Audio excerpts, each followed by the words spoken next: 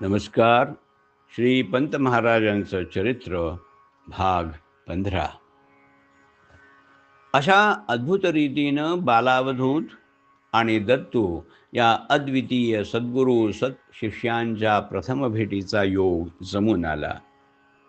जीव शिवांच्या भेटीचाच तो अद्भुतरम्य प्रसंग म्हटला पाहिजे.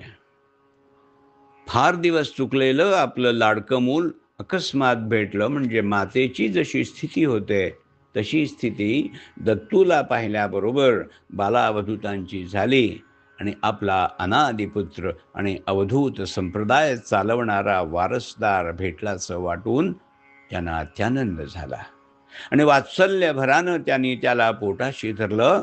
तर दत्तू त्यांच्या अनपेक्षित भेटीनं आणि अत्यंत प्रेमळ आणि सलगीच्या वागण्यानं दिंगमूढ होऊन त्याच्या ठिकाणचे सर्व संशय, पूर्वग्रह, तर्क कुतर्क देशोधडीला गेले आणि तो त्यांना अंतःकरणपूर्वक शरण गेला. त्यांच्या कृपा कटाक्षानं त्याच्या ठिकाणच्या शंका कुशंकांचं निरसन होऊन त्याची अंतःकरणभूमी शुद्ध अद्वैत बोधबीज ग्रहण करण्यास तयार झाली. या प्रथम भेटीतच तो जो सद्गुरूच्या प्रेमाकर्षणात सापडला तो कायमचाच. शिष्याच्या जीवनक्रमात सद्गुरूच्या प्रथम दर्शनाचं महत्त्व किती आहे याचं चरित्र नायकाने पुढील प्रमाणे वर्णन केलं आहे.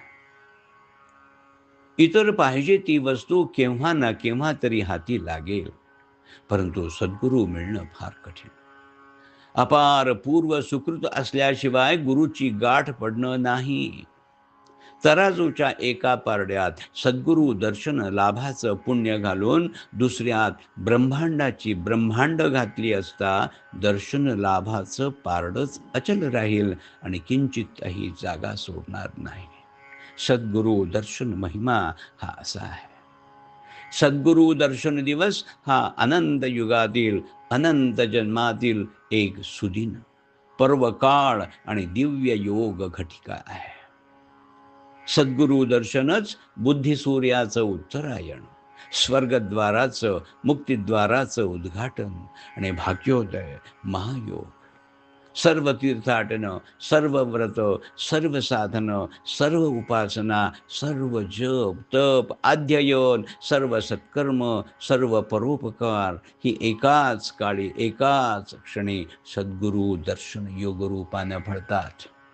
काशी क्षेत्रे तन्निवासम जान्हवी चरणोदकम या वचनाची सद्गुरू दर्शनानं सार्थ सिद्धी होते. याहून श्रेष्ठ लाभ होणं नाही. बालमुकुंद आणि दत्तू यांची भेट झाल्यानंतर लवकरच त्यांनी त्याच्यावर विधियुक्त अनुग्रह केला. त्या प्रसंगाचं वर्णन करताना चरित्र नायक म्हणतात, तो सद्गुरू व्याघ्राजिनावर पद्मासनस्थ झालेला पाहिला. तो आनंद सागर परमपुरुष पाहताच आश्चर्य आल्हादाचा पूर आला. तो ब्रह्मानंदाचा मूर्तिमंत डोह पाहताच अंगी सत्वाचं वारं भरलं. तेणे करून प्रेम सावरीनाचं होऊन सुखातिशयानं व्याकुळता आले. ती घवघवीत दिगंबर मूर्ती पाहून मनपणाला विसरू लागलं. सुखाच्या महापुरात देहादे संसार बुडू लागला. चित्तातील स्मरणशक्ती उडाली. जीव शिव प्रणव एक झाले. बुद्धीचा निश्चय सत्वपुरात बुचकळ्या मारू लागला.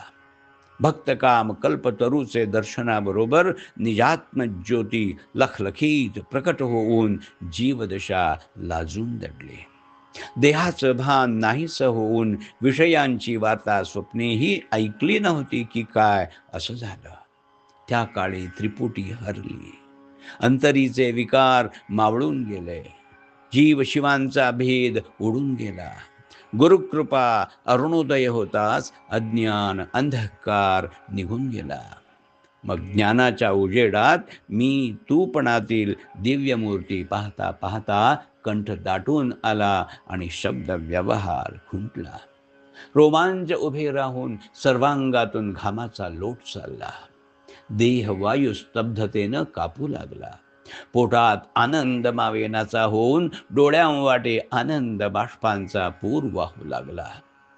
सुखभरात स्फुंदत स्फुंदत आनंद मूर्छा येऊ लागली. इतक्यात नाभी नाभी धीर धीर अशी गंभीर गिरा ऐकून ती सत्वावस्था सावरून घर्म पुसून पुढील कार्य स्मरण होताच बालमुकुंद चरणांवर दंडवत प्रणाम केला.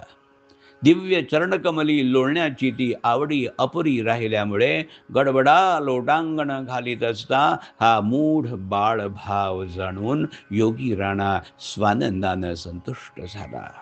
मग बाहू पसरून त्यांनी शिष्याला उठवून बसवलं आणि कृपादृष्टीनं सावकाश त्याच्याकडं पाहिल्यावर परिपक्व दशा त्याच्या अंगी आल्याबद्दल त्यांना संतोष झाला. शरणागताची खरी आणि हीन दीन स्थिती पाहून समर्थांचं दयार्द्र अंतःकरण उचंबळलं. त्यांनी पायावर लोळ लोळून स्फुंदत असलेल्या प्रेमाश्रूंनी श्रीचरण न्हाणीत असलेल्या, केशांनी चरण धूळ झाडत असलेल्या, जिव्हेनं चरण रज चाखत असलेल्या शिष्याला उदार करानं उचलून दृढ आलिंगन देणं. प्रेमानं त्याचं मुख कुरवाळलं आणि त्याला सन्मुख बसता केला आणि जो निशब्दाचा ठाव, विश्वतोमुख, चारी वाचांचा प्रकाशक असा तो अवधूत शब्दांचं जीवन स्वतः हास्यवदन करून बोलू लागला. क्रमशः लेखक केशव रामचंद्र दिवेकर, वाचक डॉक्टर अमृत राघवेंद्र यार्दे.